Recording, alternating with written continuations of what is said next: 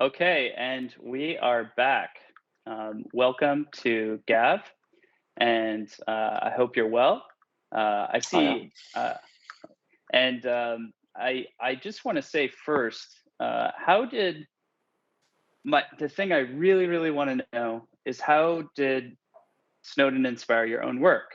And I know you've written about this, and I think that there's some really extremely I'm just so compelled and curious to know that if there was some cross pollination in terms of inspiring your work, Gav, and here we sit on the precipice of Web3 and a more optimistic avenue toward frameworks for governance. And I really want to know, like, how were you inspired? And then Ed, if you can speak to some of your thoughts about is this an optimistic avenue, and what are you optimistic about? If we can go on that, please. First, thanks for inviting me on. It's lovely to be here and have the chance to actually interact directly for a little while. The first, I did write this article on Web3 back in 2014, and actually, if you go back to the article, I have it up here now. It's I think that the third paragraph of the article actually calls it the post-Snowden web, right? This was very it was a bit of a kind of like a revelation at the time. I remember it's like March, April time, and somehow the two had been separate. The whole Bitcoin and Ethereum, the whole sort of blockchain crypto movement had been interesting, but it was one different box in my mind and life, rather separate to this, this sort of the revelations that were very helpfully published, back in 2013, I think. And there was this revelation moment where I realized that this wasn't the whole Bitcoin and Ethereum, this consensus technology wasn't just a kind of a reaction to the incompetence of the regulators and bankers in 2008, but it was really a wholly different approach to interhuman interaction on a global level, that addressed, or that could address, many of the issues that had come to light in a very dramatic way with these revelations. And I saw it as being very clearly a piece of technology that could really help society move away from these really sort of fundamental issues of trust.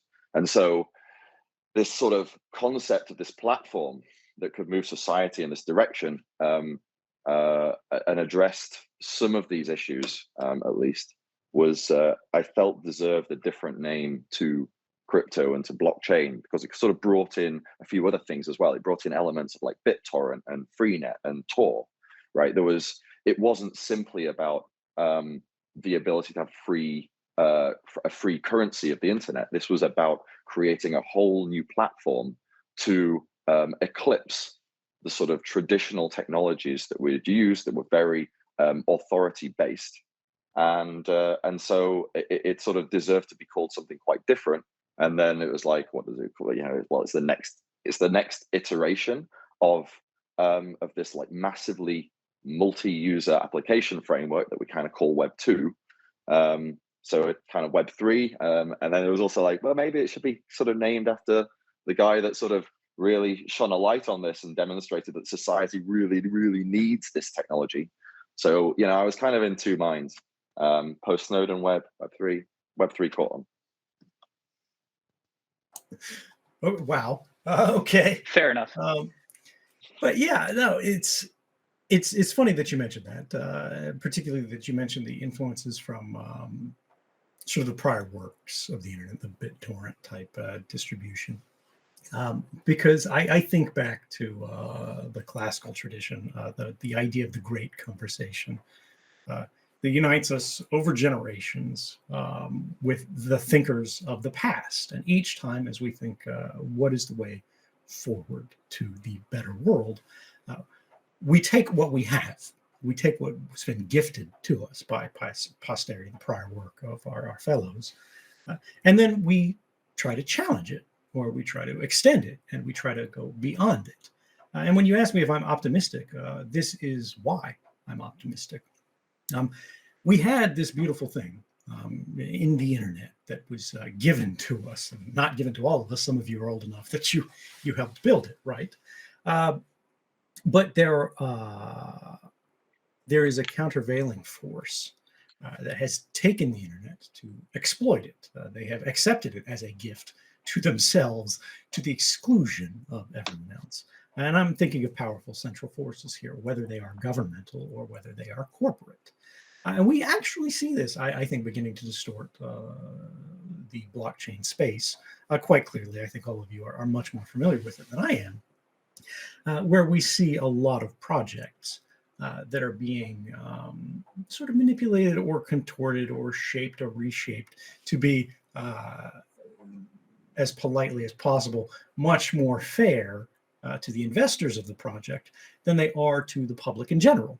And I think that's a corruption to the ideals of the space, the framework of what it should be, what it could be, and what, in my opinion, and ultimately actually my belief, it will be. And that's because you've got all of these projects, some of which are very cleverly self-serving, some of them are very transparently self-serving. And on the other side, you have more publicly serving alternatives. I think over time, over iterations, the common interest will win over the selfish interest. There is some benefit to selfish interest, right? We need to basically allow people the space to try and be self-serving, to try and get ahead, because that incentive drives a lot of creative urges and a lot of people to do work that they would not otherwise perform unless they had this big carrot dangling ahead of them. But in the internet space, in the blockchain space, what we have seen, I think, is people not trying to simply chase the carrot or a carrot, but all carrots. And in so doing, they're claiming them for themselves to the exclusion of everyone else. This is the same when we look at the internet broadly. What Facebook is doing is trying to basically take every carrot in the world and lock it in a Facebook box, an Instagram box, a WhatsApp box that then no one else can interoperate with, no one can access. And if you want to so much as smell their carrot, right, you have to pay Facebook money. And the funny thing is, when you're using Instagram, when you're using Facebook, you're not even in the same room as the carrot. The carrot is exclusively for the advertisers, because back to that earlier idea that we were talking about, violence and influence. What Facebook sells is influence, right? It's on that same spectrum. It's the softer side. But what they are trying to do is they're trying to manipulate and shape behavior for rent. Gavin, I think that this is a kind of like a very interesting thing for you to chime in on, because there's been for some, perhaps it's arguable that there's been for some new L1 entrants, and this is for more of our blockchain-oriented audience, perhaps, new L1 entrants that have sacrificed a level of decentralization for some sort of performance. And this is sitting outside of the discussion perhaps of that speculative impulse, which is absolutely yeah, but I'm aware of what you're talking about. Yeah. Oh, sorry. I wasn't. I just, for our audience, not for the audience that was. Yeah. No, I'm not offended. It's a great question. Okay. Sorry. Yeah. So yeah, Gavin, if you could chime in on your thoughts about this, I think that would be lovely. Yeah, sure. Well, I think the bottom line here is that, Bitcoin would not exist if all of the Bitcoin nodes had to sit in the same data center, had to be bought from the same company, and had to be synced from one of the very few privileged individuals that had access to the historical transaction set. The reason that Bitcoin exists today is because you didn't require any fundamental privilege in order to join in and run the network, and indeed verify that everybody who was running the network was doing it correctly. And the reason that this non-privileged or non-permissioned, trustless, open, transparent, whatever you want to call it, decentralized, this attribute of the Bitcoin network allowed it to exist in this kind of, Edward called it, ungovernable. I like this word illegal, right? It's kind of like outside of the scope of human law. This is in natural law, right? This is kind of like the laws of the physical laws, the laws of the universe. You can't take the wind to court for blowing your house down, even though it is damage. Yeah. Can't take the wind to court yet.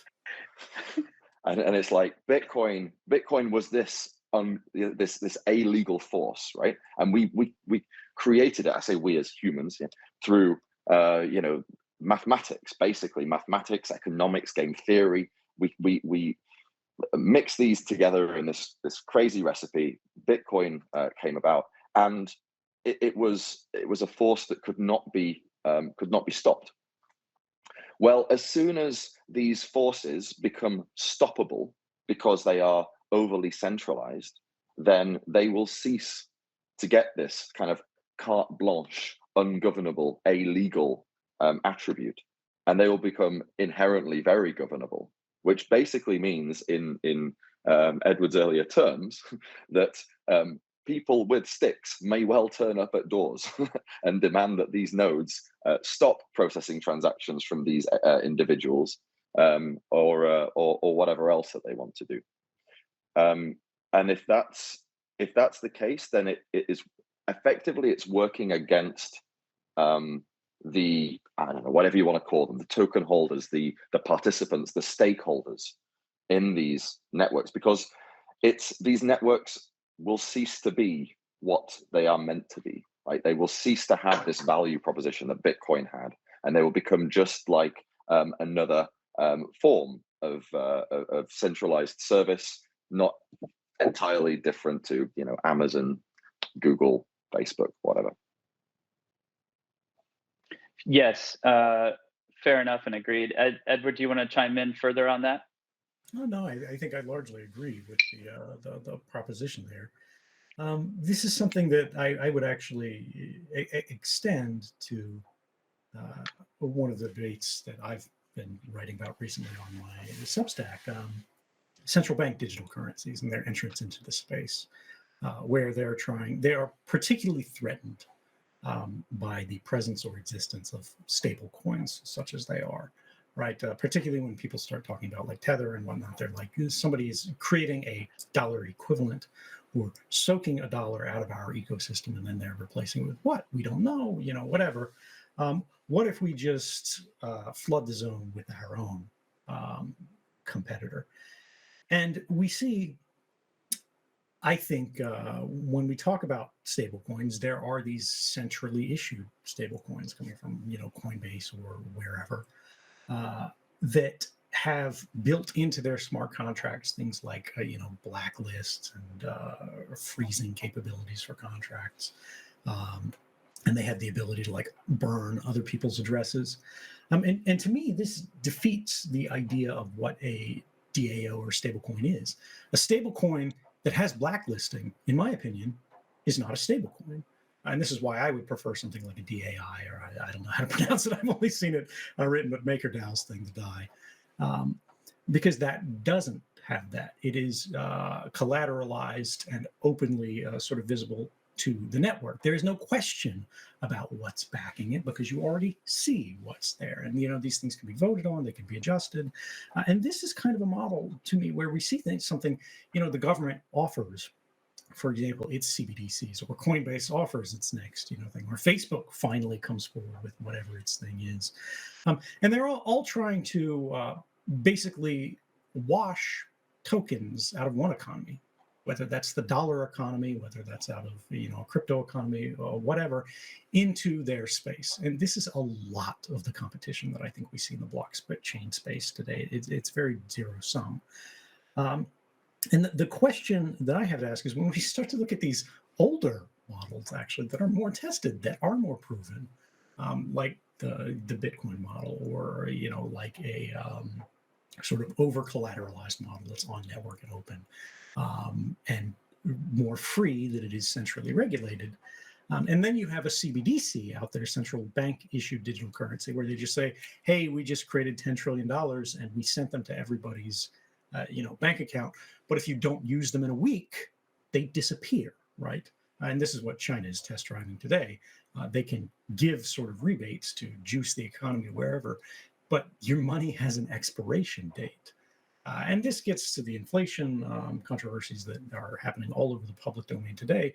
People are beginning to ask a question that has been largely forgotten. One of the privileges of government classically has been to spend other people's money. If we stop talking about other people's money and we start talking about your money, and we start not talking about strictly legally authorized taxes that have gone through long debates and are just continuously, relentlessly covered by media, and we start talking about more secretive forms of taxation, whether it's being performed by a company, whether it's being performed by a government, who should be able to spend your money other than you? We can create networks that answer that question, and I think they will be more competitive than ones that are, shall we say, less transparent. Thank you.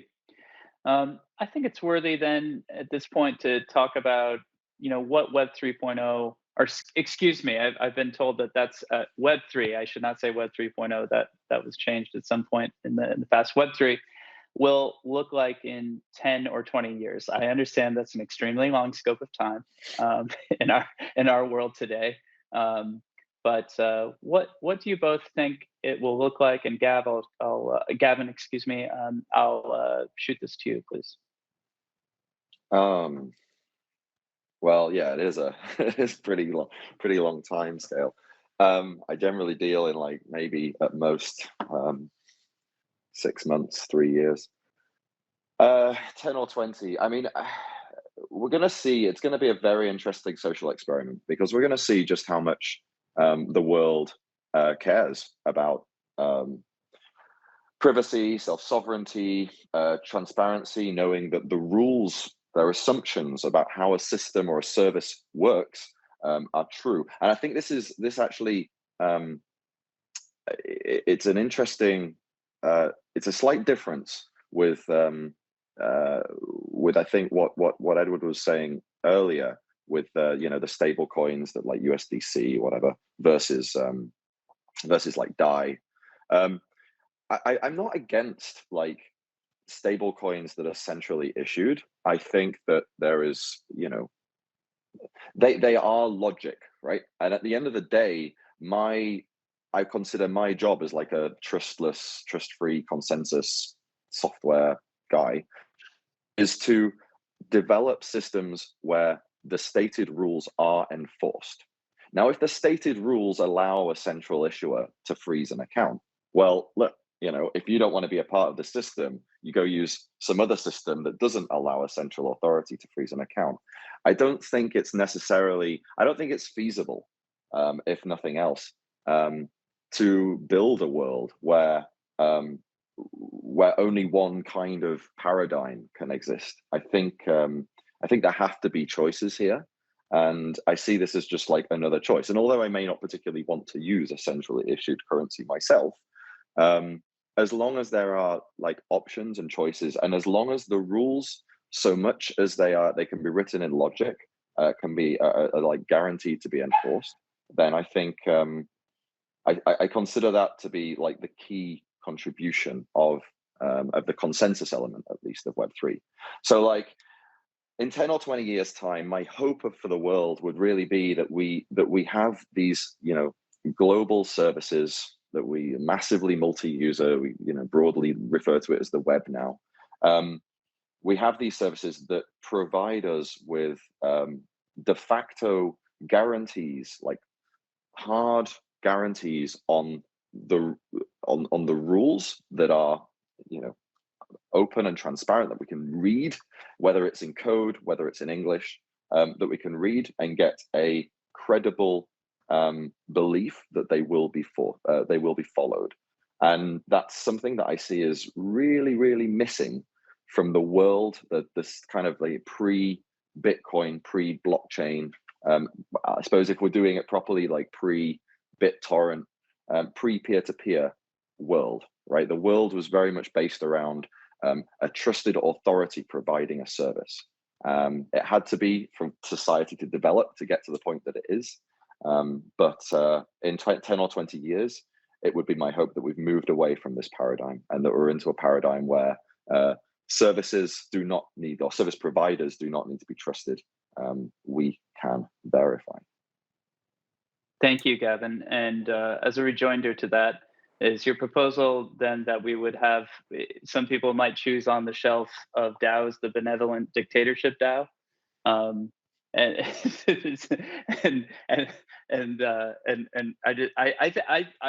think that that's possible. I mean, some people, I think that the concept that you should be able to choose is sound and should be fundamental.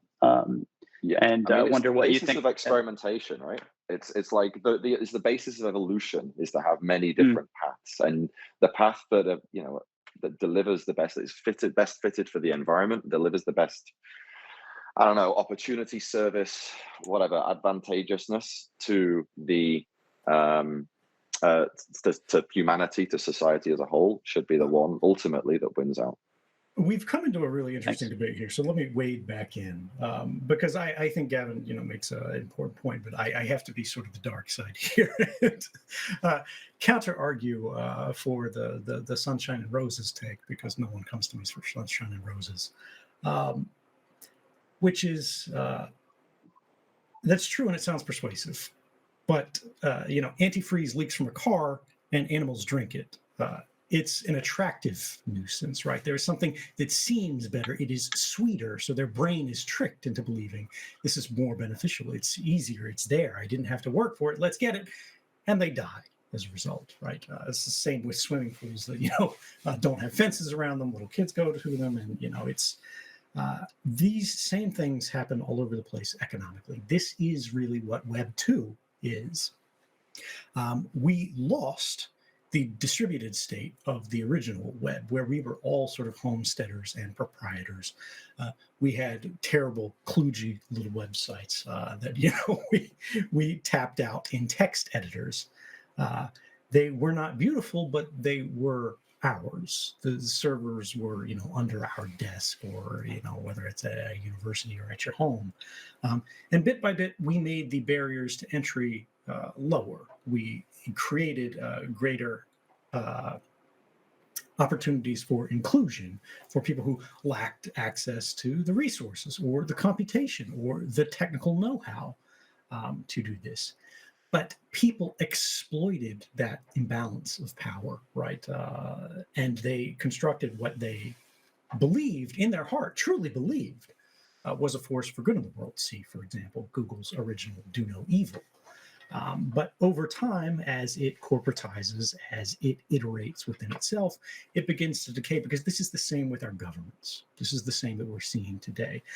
The stewardship of a society is a constant drain on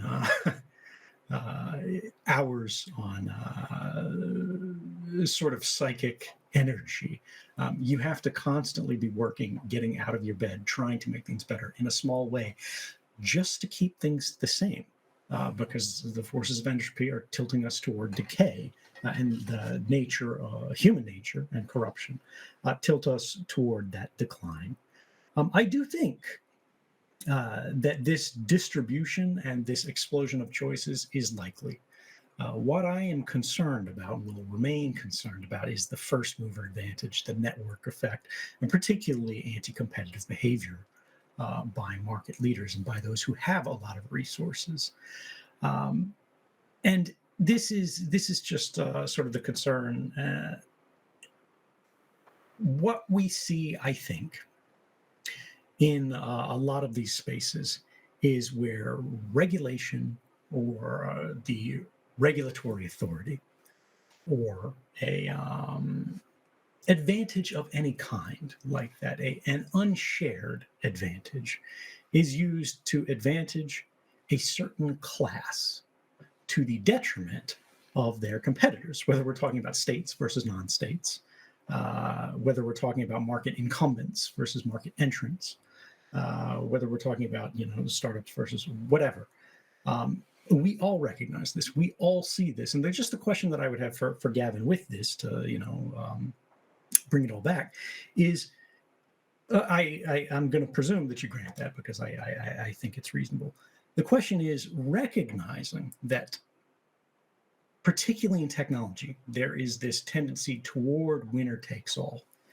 And if we presume those who have unfair or unreasonable advantages, whether we're talking legal or, as you say, illegal, because it cuts both ways, some ways in interesting forms, how do you guard against the natural tendency towards centralization of reward when we have, for the first time, sort of just a hand on the string that we hope can help us climb out of the well of this toward a more decentralized or a more distributed apportioning of power? Well, I'm not sure if this is something that can be. This may well be above my pay grade.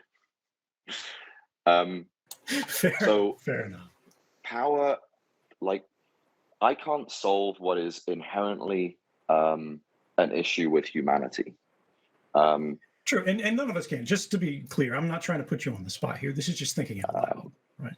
But like, I think so that I would say that there are two things that, broadly speaking, can reduce the issues that come with individuals having outsized power. One of them is transparency. So I just to put it there, I don't think that a world where everybody has literally the same amount of power is necessarily a world that we would want to live in. Sure. Right? In the same way that, like,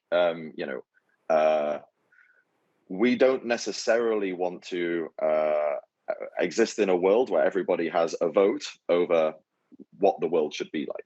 I would actually like governance is a fundamentally unsolved problem. Right. But I think transparency and I think incorruptibility of rules. So if we have, if the rules are transparent and if we know that they are blanket enforced, then this at least keeps those that have more power than others in check. So in my mind, this technology can help in so much as it avoids egregious corruption of the rules that is only really possible in these very opaque power structures, some of which that you were mentioning earlier in the US government. Fair enough. Edward, I think you were trying to make a couple points in there, and I wasn't quite sure if you were able to get them through.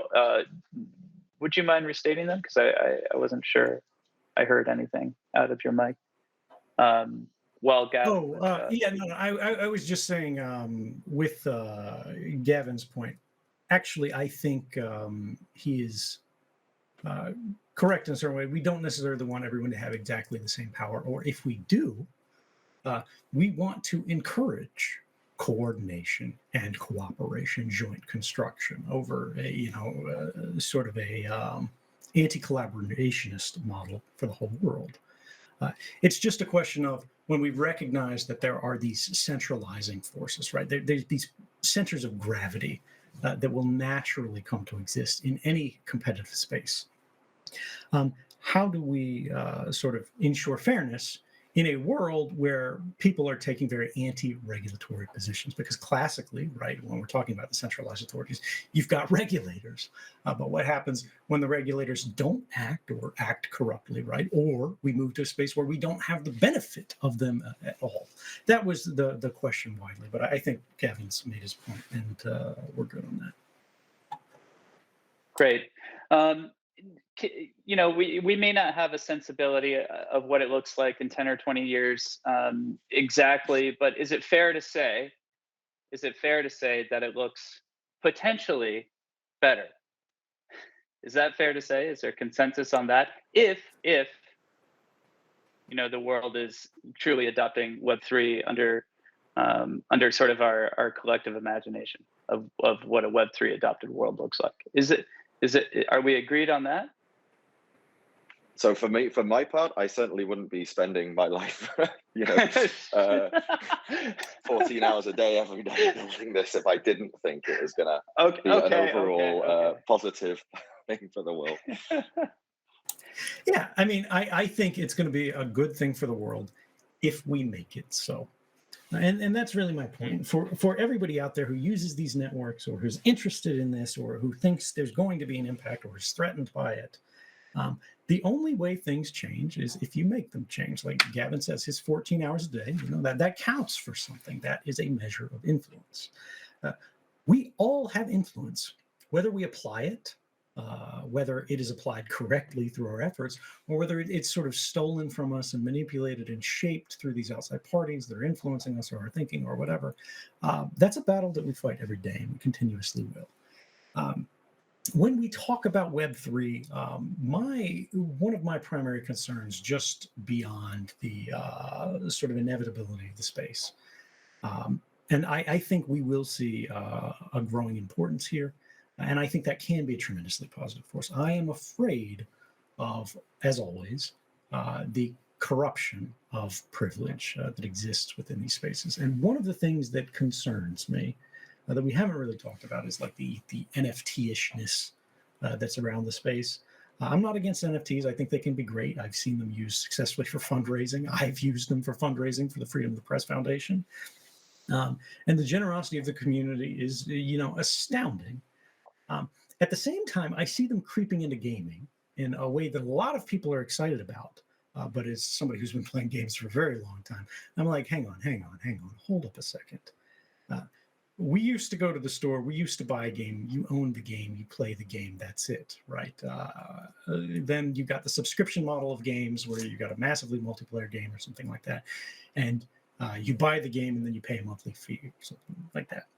Now we have people that are trying to sort of, maybe they're not even trying to, but the ultimate result of what they're doing is they are injecting an artificial sense of scarcity into a post-scarcity domain.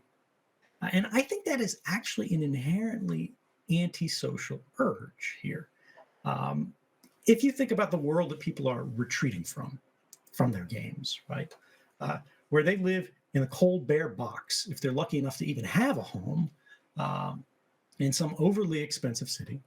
They spend all their time working. They get home exhausted. They make their cheap meal, and then they turn on their device to escape from all that. And then in their digital world, where they're on a beautiful island, they build a beautiful home, right? And they want to change the color of the wall, and you got to pay $19.99 for the wall, or for a token that'll let you roll for the potential to maybe recolor your wall. There is something horrible and heinous and tragic in that, to me. Not everyone does that, and I'm not saying it has to do that, but I think the community should very much be trying to bend the arc of development away from injecting artificial, unnecessary scarcity entirely for the benefit of some investor class into these post-scarcity domains. Because one of the promises, one of the privileges of technology is that it frees us from material limits that only exist in a material space.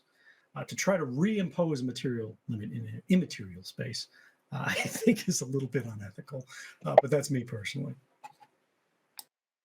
Gavin, what say you to that?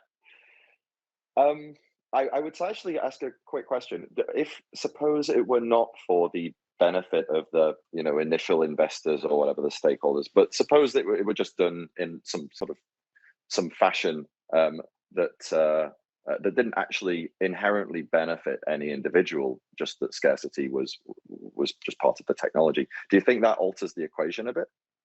I think, of course, it does, but it's still on the same spectrum, right? So there is a question here of what is it that's being scarce, right? And what are we gating? Is it someone's effort, right? Did someone create an artwork? Did someone write a poem? Did someone craft something in a game that took them 30 hours? And it represents their 30 hours. That is a very different thing. That's tokenizing their effort. It's tokenizing human life, really, human expression in a certain way, and guarding and protecting that and allowing them to trade that. What they've done there is they've crystallized a property right of an act of creation and then permitted a kind of transferability. On the other hand, is it a random number generator that's just spitting out seed values, or it's a casino lever arm, right, where you're putting in tokens and you're hoping to get in rare or an ultra rare or super rare or whatever they call it? These are very different things, and that's what I'm recognizing. So it's interesting, right? Yeah. Because like the game is a product. So it's a product. It's a digital product. It's not entirely dissimilar to another digital product, which, for example, could be music. So suppose you had an NFT, and you with your NFT, you have to hold the NFT to be able to play this piece of music. Now, the artist that created that piece of music, I presume that since you've already sort of dipped your toes in the NFT thing, selling NFTs for raising funds, you would be okay with the artist who created a piece of music to sell NFTs of their music attached to the right to actually listen to this music. But isn't that the same thing as selling an artifact within a game if you are the game developer? I think it's a very different thing. In fact, and we see this in traditional mobile games, and there's a Japanese gacha model, is what it's called, where all of these loot box things, I think they're known of more generally, where you're not paying for a guaranteed product. You're not paying for a concert ticket. You're not paying for an album. You're paying for the chance, the potential. What they're trying to do is they're trying to sell you a chance at something without the promise of something. And I think that distance is where a lot of exploitation in all of these spaces happen, because humans are inherently bad at internalizing statistical chance. And I think the people who develop these systems are quite good at understanding these statistical models. I think if you want to sell a concert ticket, and that's, again, represented as a token, whether that is a ticket, whether that is an NFT, that's a different thing than the casino lever. Okay, so just to clear things up then, let's disregard the concept like this. What I'm talking about is effectively like a CD NFT. So like basically a piece, like the music cannot be played outside of owning this NFT. So the artist has just linked the NFT to the music, right? So there isn't any physical element to this, like a concert performance. This is really just the ability to listen to the music. So I suppose the technology existed to allow the artist to restrict those who listen to their music to the owners of the NFT, which the artist would sell in order to fund, I don't know, maybe themselves further development for more music. Is that okay? Again, all of these things, I think you're trying to create like binaries, where what I'm saying is all of these things exist on a spectrum of goodness, badness, right? And there's sort of self-interest and there's altruism. In a world of entire self-interest, right? Everything is cutthroat and, winner takes all, but you rule over a world of bones and ashes.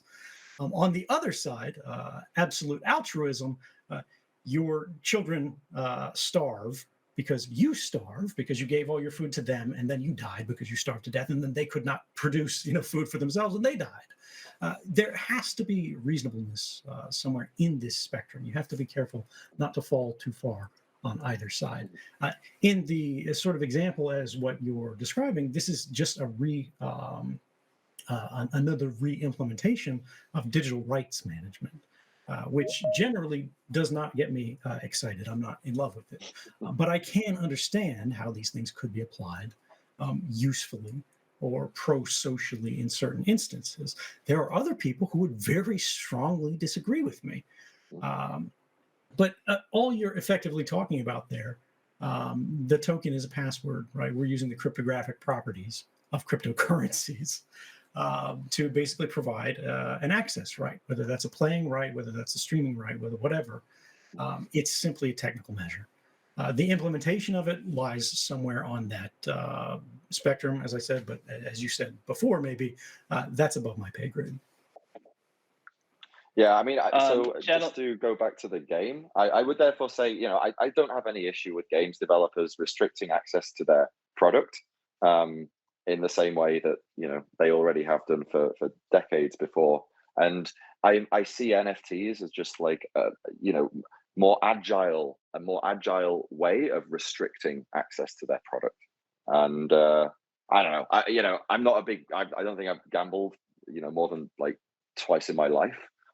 But so I don't know, like I don't really have much of an opinion on whether gambling should be a, you know, or probabilistic, you know, services should be a is a good thing or a bad thing. But like I would separate that from the broader concept of like NFTs providing this agile restriction set. Sure. To be fair, to reiterate on that, I'm not saying all gambling is bad or should be forbidden or whatever. People have the right to make their own decisions. At the same time, what I want people to focus on and what I want the community to focus on are predatory practices, are extractive practices, are exploitative practices. Fundamentally, a violation of the spirit of fairness. That's all I'm saying. I think that point is well taken. In the spirit of gambling, I was gambling on interrupting you two legends speaking, so I apologize, and I hope you take that kindly. We are in fact over time. We've let this run a bit over time because I think everyone in the group here, certainly you two, are mavericks, so it is on brand that we've run over time, and we certainly all wanted to hear more of you speak. I would just say I hope that moving forward, this idea about NFTs, if I can chime in on that, I think that identity will play a central role in all of this. And if you guys have any final words on how identity plays into this, we'll give you 3 minutes each because we are over time. And I feel like this is a presidential debate or something, but please, since you spoke last, or I think you spoke last, and so Gavin, if you want to take this, please. Okay, so very quickly, identity actually came up at one of when Edward spoke at the Web3 summit a few years back, and I think I don't really want to parrot what he said then, but it did strike a chord with me. I think identity is something that we do need to be very careful about. It's very much, we want to see services in society where there are objective, non-privileged ways of determining who should get, because most services cannot be provided to everyone all the time. So we need objective, non-privileged ways of deciding who should be able to use these services and who is not allowed to use these services simply through, you know, because of the service cannot be provided to everybody. And identity is a very powerful instrument, and used incorrectly, it would restrict and it would create privileged sets of people that can use services that may ultimately be very important services to use against the overall benefit for society. So I think there needs to be a very broad awareness amongst teams, amongst developers, and within the community about how identity should be used in these products that we're building. Thank you, Gavin. Edward? Yeah, I think largely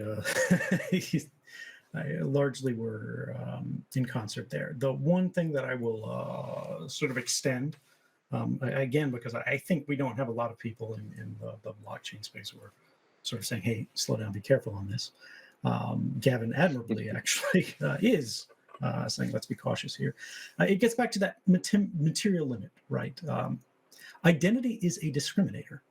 That is the purpose of it, to distinguish one from the other. Discrimination generally in the global space has negative consequences as we see it being applied at scale. As Gavin said, there are really important places where we need to be able to discriminate. One per customer.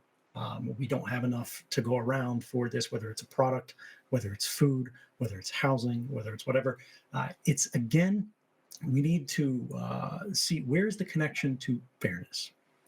Now, what we don't need is human identity necessarily in this. What we need is that sense of fairness. In individual identity versus I can't think of the word for it, but validity of access, right? You have yet to be served. You need to be served. There's a limited amount of whatever. There's a material limit to the amount of service that can be provided. And so we want to provide it as fairly as possible if we can't get to everyone, right? So basically you get your ticket through the turnstile, good for one transit. But what I mean by that doesn't need to necessarily be individual, or what we need to be careful with is when we start saying it's this person, it's this biometrics, it's this whatever, and that identity begins to become discriminated against, but it is actually valid. They should still have a right to service for this, that, or the other. People need to be able to change identities. People need to have basically, all of their access cards that are divorced from their physical, human, discriminated against in many other domains identity, from their I need to get water or I will die identity, right? And I think how we tokenize this and crystallize this is very difficult, and it makes me nervous in general. However, we've seen a lot of clever solutions to a lot of difficult problems in the past, and I am very encouraged by the kind of thinking that I see and the inventiveness in this space that I see. What I want to caution against simply is overconfidence. Oh, we figured this out, and then you get something horrible like WorldCoin, where they build an eyeball catalog, and they don't even realize it. They don't think it's for that. They go, we don't know how we would use it. We don't know how it would be abused. But like they saved a giant database of everybody's eyeball hashes, and then who knows what future use it will be put to. Because they were simply trying to verify and tokenize humanness, individual humanness.